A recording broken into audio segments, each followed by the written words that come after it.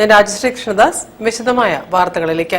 CSI മഹായിടവക 10ാം വാർഷികം കനിവിന്റെ വർഷമായി ആഘോഷിക്കുമെന്ന് bishop doctor Royce Manoj Victor. Kozhikode parish ഹാളിൽ നടന്ന ചടങ്ങിൽ 10ാം വാർഷിക പതാക ബിഷപ്പ് പ്രകാശനം ചെയ്തു. 10ാം വാർഷിക പരിപാടികളിലെ ആദ്യ പദ്ധതിയായി മുണ്ടക്കൈ ചൂരൽമല ദുരന്ത ബാധിതരിൽ മറ്റ് സഹായങ്ങൾ ലഭിക്കാത്തവർക്ക് വേണ്ടി ആർദ്രം പദ്ധതിയുടെ ഭാഗമായി മേപ്പാടി തൃക്കൈപ്പറ്റയിൽ 1 ഏക്കർ 10 സെന്റ് സ്ഥലത്ത് 16 വീടുകളും ഒരു കമ്മ്യൂണിറ്റി ഹാളും നിർമ്മിക്കുമെന്നും bishop doctor Royce Manoj Victor പറഞ്ഞു.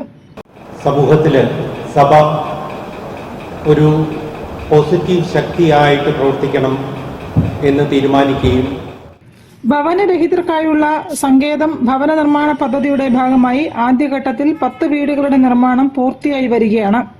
മഹാ ഇടവകയിലെ വിദ്യാഭ്യാസ സ്ഥാപനങ്ങളുടെ നവീകരണം നടത്തും. ലഹരിക്കെതിരെ ബോധവൽക്കരണ പരിപാടികൾ സംഘടിപ്പിക്കും.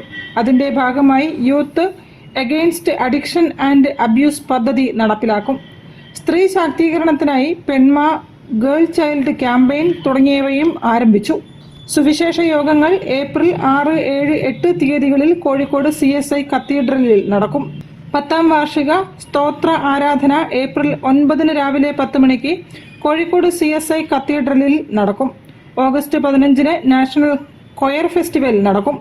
മലബാർ ക്രിസ്ത്യൻ കോളേജിൽ വെച്ച് ദേശീയ സെമിനാർ, വടക്കൻ കേരളത്തിലെ സഭാചരിത്രത്തെ ആസ്പദമാക്കി ഡോക്യുമെന്ററി നിർമ്മാണം തുടങ്ങിയവയും 10ാം വാർഷികാഘോഷത്തിന്റെ ഭാഗമായി സംഘടിപ്പിക്കുമെന്നും ബിഷപ്പ് വിശദീകരിച്ചു.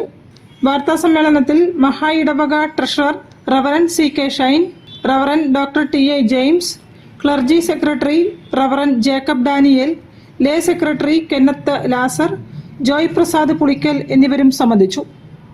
News bureau, Kozhikode. ആശാ വർക്കർമാരുടെ സമരം ഒത്തുതീർപ്പാക്കണമെന്ന ആവശ്യം